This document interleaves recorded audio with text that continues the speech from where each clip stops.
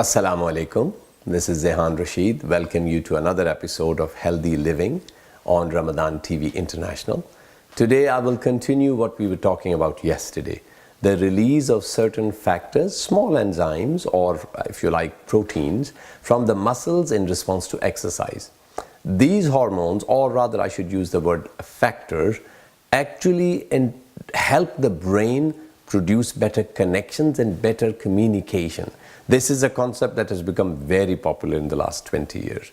Now exercise is no longer about just being physically fit, it's actually about being mentally sharp, it's about emotional stability, it's even about, if you like, productivity. So there's so many factors that I felt obliged that in Ramadan, that our community, in general people, should be aware that Ramadan is not a reason to become unproductive, to become low, basically with low mood or sadness, or becoming depressed about the fact that we cannot do perhaps as much eating as we did.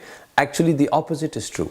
We should be planning our day so that physical activity becomes a part of our day. When you do that activity, that's another issue, and we will come to it in later episodes.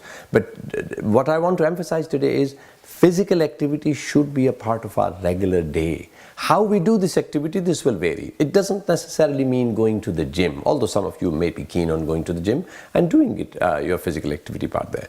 Others perhaps are not so motivated and would much rather do a fast walking outside.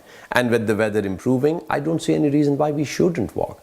Walking, in fact, actually not only allows our muscles to become active, but actually increase our oxygen consumption, it increases blood flow, it increases visionary ability, it increases, like I was saying in the last episode, our thinking ability. So there's a whole lot of reasons to walk.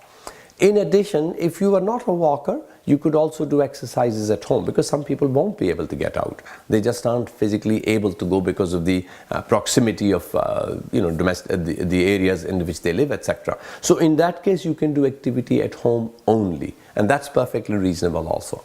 What are we trying to achieve? What we're trying to achieve is something called the maximum heart rate. Maximum heart rate is 220, the number 220, minus your age. So if a person is aged 40, their maximum heart rate should be 180. We want to achieve about 60% of that maximum heart rate during the exercise. So that means that 180 is not the rate, because that's 100% of that heart rate, maximum heart rate. We want to achieve 60% of that. So that will come somewhere in the region of about 100 and 120.